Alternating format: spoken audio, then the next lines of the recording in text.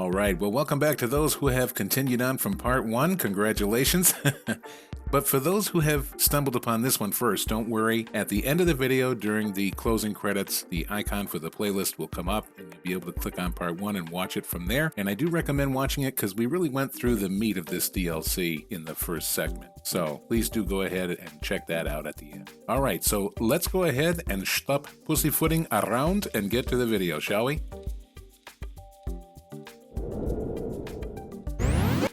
The Massey Ferguson 390T. So the first thing I want to mention before I forget, Matt took extra care and went to great lengths to really put some authenticism into his model. He actually took a parabolic dish and went down to a local neighbor who owned a 390T, and he recorded the genuine engine sounds for that tractor and put them into his model. So that's what you're going to be treated to when you start this bad boy up.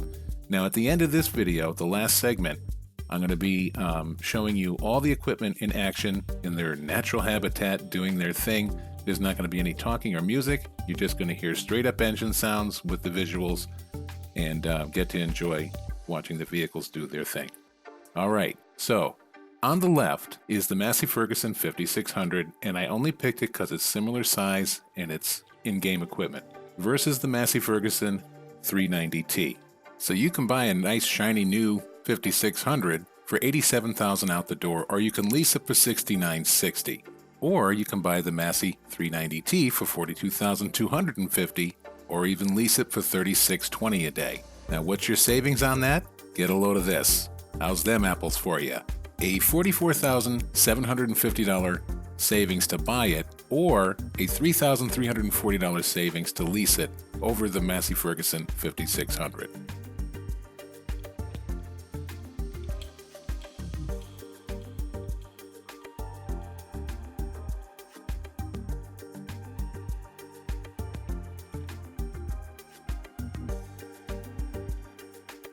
So one thing I wanted to note for you here is the difference between the standard and wide tires. Visually, when you look at them, there really is a very minuscule difference. Not enough to benefit you or warrant spending an extra $600 to throw on wide tires. I would save that $600 to put on the narrow row crop tires when you need them. So there is a difference in the size because the tire sizes are different, but you visually can't see them, and it really doesn't seem to matter very much.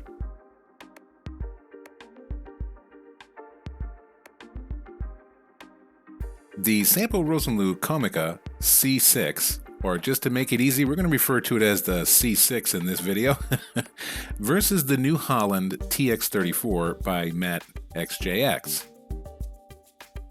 So you're looking at 185 horsepower on the C6, 15 mile an hour top speed, 485 a day maintenance, a capacity of 4,200 liters, and you can buy it for $124,000, or better yet, lease it for $99,200.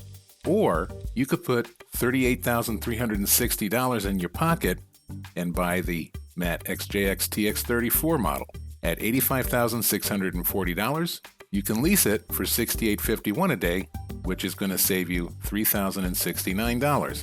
Now this has 180 horsepower, which is 5 less, 1 mile an hour less on the top speed at 14 miles per hour, a whopping $700 a day maintenance, a capacity of 5,700 liters.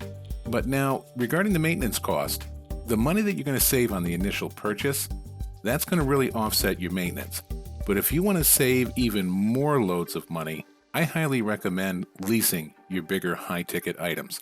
You're not going to be using it all the time, especially if you're playing Seasons Mod, so why would you have it sitting around in your barn doing nothing when you're just paying money out the window? So just lease it when you need it, return it when you don't, and you'll save a lot of money that way.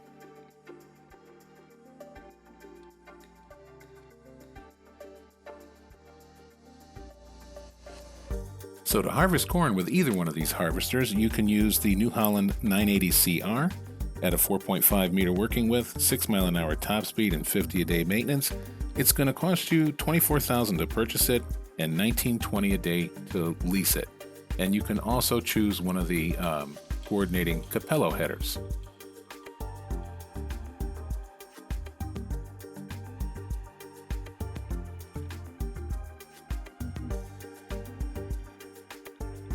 So the New Holland TX34 header versus the Comica SRL C6 header.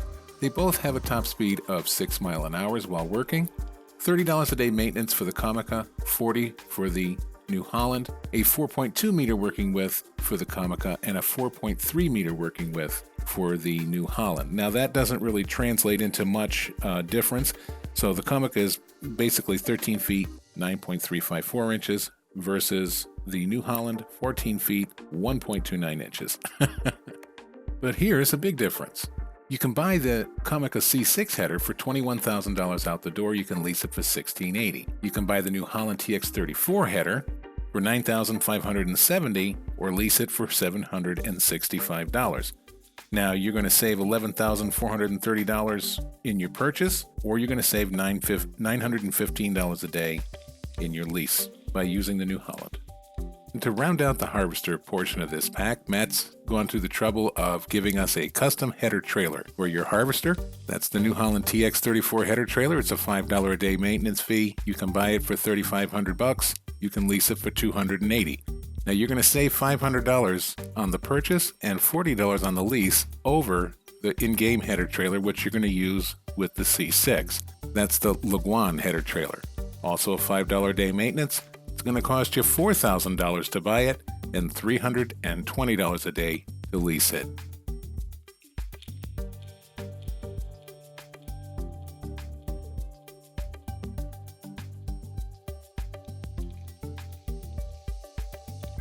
Up next on deck, we got the Kverneland EG85 from the Modern Classics DLC pack, and we're putting it up against two in-game plows, the Kuhn Vermaster 153 and the Salford 4204. So to make this short and sweet, all three plows have a $10 a day maintenance fee, a 2 meter working width, and a 9 mile per hour top working speed. However, the horsepower does differ on one of the plows. The Salford in-game plow, it requires 85 horsepower, whereas the Kuhn in-game plow is 120, and the Kverneland DLC model is also 120. But one thing the Kuhn and the Salford can't compete with, and that's the price of the DLC Kverneland.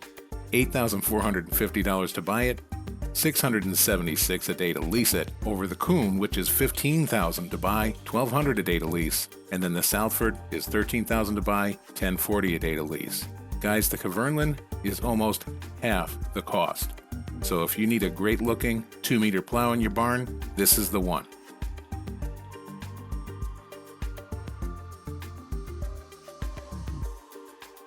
So you just got done plowing up your field, and the next step is cultivation. Well, Matt's got you covered on that too. Introducing the Lemken 80-260.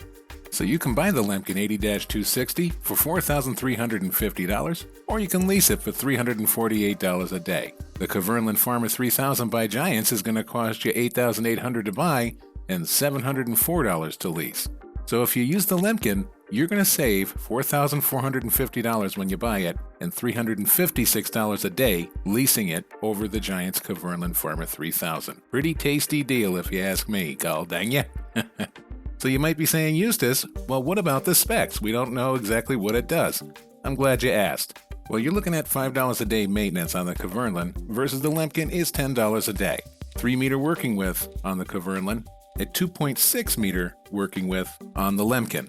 Now, that's minuscule. It's only a difference of 0.4 more. So, negligible if you ask me. 10 mile an hour top working speed on the Kverneland versus 9 miles per hour on the Lemken. 1 mile per hour difference, I don't think you're even going to notice. And they both have a required horsepower of a minimum 90 horses. The Amazon D8-30 Special by guess who? That's right, Mattxjs. And we're putting it up against Giant's Kverneland Accord DL. Giant's Kverneland Accord DL requires a $30 a day maintenance fee versus Matt's Amazon is $20 a day maintenance. The Kverneland requires 75 horsepower. The Amazon requires 78. The Kverneland holds 750 liters of seed versus the Amazon, which holds 500 liters. You can buy the Kverneland for $8,200. You can lease it for $656 a day. Or You can purchase the Amazon for $6,940, which is going to save you $1,260 over the Kverneland, or you can lease it for $555 a day, which is going to save you $101 a day over the Accord.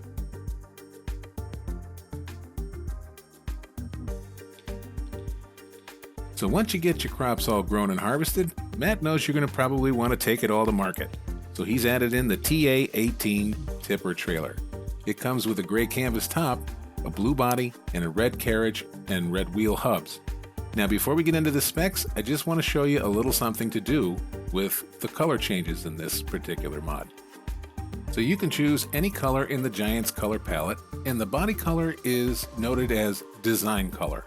And you can clearly see that by comparing the design color to the picture in the upper left. Now with the main color, which is actually the color of the carriage and the center hubs on the wheels, those are both going to be dyed the same color that you choose in that category, so that's just something to be aware of. There's no third or separate selection for just the wheel hubs themselves. Alright, let's get down to the nitty-gritty. So the Joskin Transpace 8000 has a capacity of 31,000 liters. It supports all fruits and roots, and it has a $15 a day maintenance fee. It comes with a fixed drawbar. Now, you can purchase this piece of equipment for $35,000, or you can lease it for $2,800 per day. Now, compared to the TA18 with a capacity of 30,000, that's 1,000 less. It supports everything, including wood chips, snow, and solid fertilizers and manure and things like that. So that's great. It has a swiveling drawbar, a dolly axle, so that can be a little frustrating. But if you use trailer assist, or if you're just plain old talented, it's not an issue.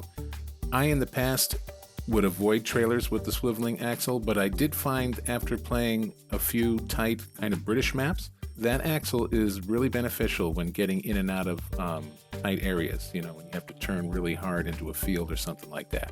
So I have since changed my mind. So overall, by going for the TA18 tipper, you're going to save $13,500 on your purchase, and you're going to save $10,080 per day on your lease.